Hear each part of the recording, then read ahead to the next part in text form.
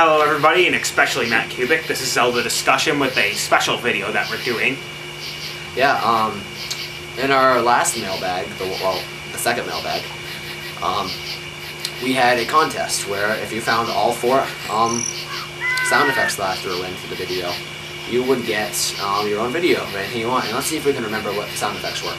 I put them all in. The first one, I think was it the Ingo there's one that was an Ingo screaming. Another one where there were two Ganondorf laughs, and another one was when you hit the cursed Skulltula guy from the house, the dad, and that was all four. The Ganondorf one was the Ganondorf one was near the end. One was in the middle. Skulltula guy was in between songs, so I made it tricky on you. And the Ingo scream was very, very right there. So, if you congratulations, Matt Kubik, you were the first one to get it. And here's your video. You asked for a list of your top 20 favorite Zelda items. So, we decided, as a special treat, we'd give you some scenery, and, well, here we go. Number 20, the Skull Hammer. From Wind Waker. I think this was a lot, this was a really cool item. It was huge. It was an upgrade from the Megaton Hammer. Honestly, I think this is the only Zelda game that's really had a good hammer, per se. Like, the Ocarina of Time, the Megaton Hammer was cool, but it was barely ever used. Yeah, it was used. And A Link to the Past, like, you find out you get a hammer, and it just does that. Yeah, it doesn't really do much. Yeah, that's kind of disappointing. And in Zelda 2, it doesn't really do any... You don't actually use it, it's just to get past boulders. Yeah. So, yes, this is the first game where you actually get to swing it at people. It's pretty cool. Alright, number 19, the Magic Mirror from A Link to the Past. We like this one because it lets you travel between worlds. The reason it's not higher up is because sometimes it's kind of inconvenient to use in places where you use it and you land in a weird spot and it would force you back. It is pretty revolutionary, but god damn, I hate that thing so much because of how many times I had to go to the other end of Hyrule just to go through a portal. Yeah. Whatever. 18, the magical boomerang from The Legend of Zelda. So, yeah, that one was a lot of fun. It was an upgrade of the original, of the first boomerang. It lets you throw it further, and it's probably one of the more helpful items, the boomerang. Yeah, like I've said in several videos, I love boomerangs. Yes. And that this is the stereotypical boomerang. Yes, it is. Whoops. Okay. Number 17, Neru's Love from Ocarina of Time. And, I like this one. Well, one, it makes you invincible. Back when I was little, and before I was good at Zelda, I used to use it all the time in the Ganon fight, and then I started using it not in the Ganon fight and realized that he's not that hard anyway. I think this is just a really cool item. I think it's the coolest of the 3 magic spells you get in Ocarina of Time, and I think it looks the coolest too. So, anything you want to add? Well, yeah, it would probably be higher up. Just the annoying wah, wah, wah sounds it keeps making. Yeah, it does kind of annoy me. And you can't really get it till later in the game, which is pretty much when you only need it if you're a beginning player. But anyway, regardless of that, it's still a very cool item. Yeah, so number 16 is the Deku Leaf. And the reason this isn't higher up is because it eats magic. It's disgusting. I'll turn it on for a few seconds and my magic meter's halfway gone. It's ridiculous, and that's the only reason why it's so far down. But nevertheless, it's still one of the only ways that you can fly, if not, I think, the only way you can fly. Well, until Skyward Sword, I think this is the only way that we can... Well, only way I can think of off the top of our head, at least. At the point. Yeah. Anyway, yeah, it's tons of fun to use, especially in Wind Waker, getting to island to island with it. Yeah.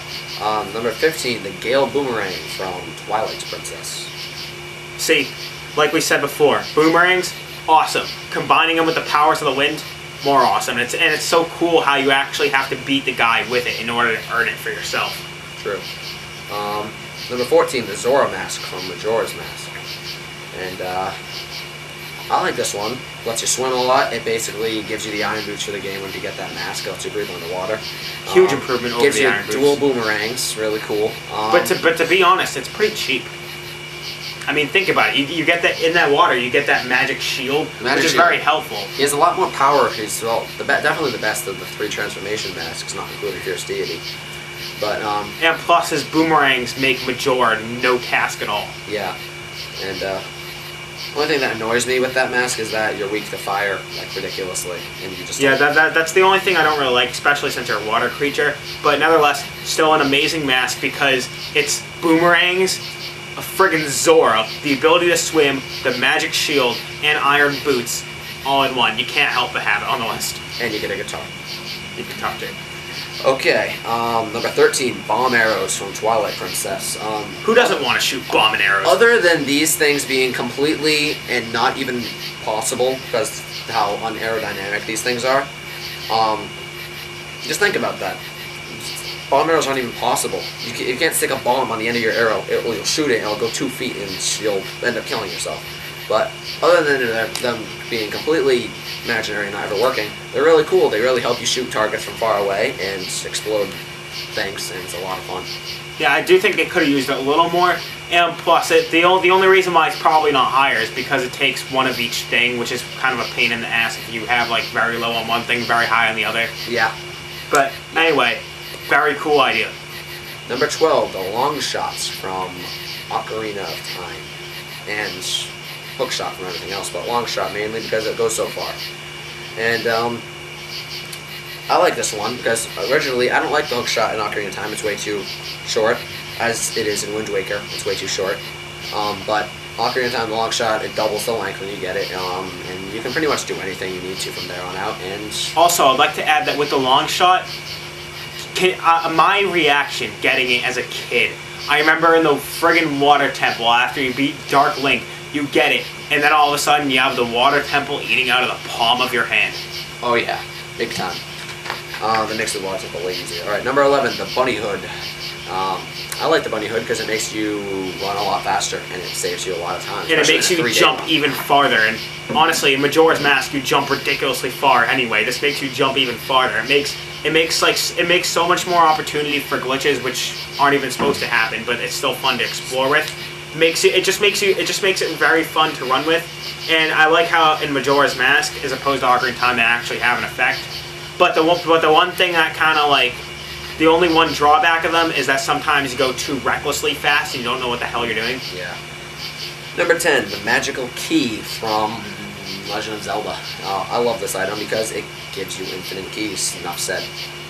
Enough said. Only reason it's not higher, you get it at the end of the game. Yeah. Number 9, the Great Fairy Sword.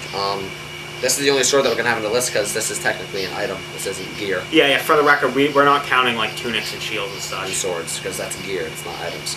So, but the Great Fairy Sword is considered an item, so as long as it's equipable and stuff like that, we'll have it on the list. Great Fairy Sword is strong. Insanely strong. It's basically the equivalent of the bigger round sword in Majora's Mask, even though it only does, well, no, yeah, it is the bigger round sword in Majora's Mask. The only reason why it's not higher, like many other things, is because you don't get it till the very end of the game. Where it's only effective against Majora, and you don't need it against Majora anyways. It's easy enough as is. And with that, number 8, the Pegasus boots from A Link to the Past. And unlike many items, you get this at the very beginning of the game, like right after first temple, I think it is. Yeah, which helps you fly through the overworld. You see, these kind of like Great Fairy Sword. This actually counts as an item. We'd consider it because it's been in several games and it's so helpful to the point that we can't even like deny it. Exactly. In Link to the Past, it makes that giant overworld actually seem awesome. Yeah, and number 7, the Fierce Deity Mask. The reason this one is not higher up is because the amount of limited use you get out of it, unless we glitch with it. Which we were glitching with it earlier. We were glitching with it earlier today, and we're glitching with them anywhere. We found out a few cool things that you could do. And, but I gotta tell you, doing everything to get the mask, worth it. Absolutely worth it. It's worth it. It's a lot of fun. Not only do you get to be practically the 9 biggest, feet tall. Yeah, you get to be practically 10 feet tall. You have Adult Link sound effects. You're ridiculously strong. And the jumps that you can make are insanely And plus, you get to play as a villain. Yeah. Even Majora calls you a villain. That's when you know you're a friggin' villain. Alright, number 6, the Silver Arrow from The Legend of Zelda. I like this one, even though you don't get it to the near end of the game, because it has one purpose, slaying Ganon. Anything that can kill Ganon like that is an automatic. Yeah. Awesome. Oh yeah. And number 5, the Quake Medallion from A Link to the Past. It's rather fun to use. I gotta say this, that's probably the most destructive weapon or upgrade you ever get throughout Zelda history. I mean, You would not believe how helpful it is in that forest dungeon. Just using it whenever you're basically screwed. Yeah, it really helps. Absolutely helpful, and it also helps you get into some dungeons too. And I don't know. To be honest, I don't know if it was like the power of the gods that created it or something. But if it did, if memory serves me correct, if memory serves me right, if it did, wow, the gods are pretty damn powerful. Well, obviously they're gods. Number 4, the whistle from The Legend of Zelda. This one's awesome because it lets you warp between... Does it let you warp between all 9 dungeons? Yeah. Well, yeah. So... First great warping system in Zelda. Oh yeah, really helped you get around the map if you needed to get somewhere fast. For first instrument too, which is kind of inspiration for Ocarina of Time. And one other thing, the tune it plays on it is also the same tune from Super Mario Bros. 3, and it's the intro to Ocarina of Time, if you listen to that closely. You'll hear the first few notes in the intro of Ocarina of Time, which they made that song. Yeah, exactly. They make the song brilliant. It's amazing that Koji Kondo could have possibly taken... Yeah, like I didn't even notice that for 5 years. notes? 7, 6 notes. Maybe because some of them are... And made an entire song, but we got our point across. The whistle's awesome. Number 3, the double claw shot from Twilight Princess. 2 claw shots any day of the week. 2 long shots. Awesome. Being able to claw shot off of another place that you claw shotted to. That's like that alone is revolutionary in Zelda, despite it being so. It made the battle against Argarok amazing. Yeah, Argarok, great battle. Temple of the Sky, great temple. And with that, number 2 is the spinner from Twilight Princess. The spinner is just the funnest thing ever. It's so much fun to just fly back and forth between the rails. It's pretty fast too. It is fast. Like I love going whenever I go to play replay the final boss battle from Twilight Princess. I love the part where you have to spin up to his castle. It's just we get excited there, especially with the dark music playing in the background. Like with the jumping back and forth as well. And avoiding obstacles that other spinners that are on, trying to knock you off. That's fun.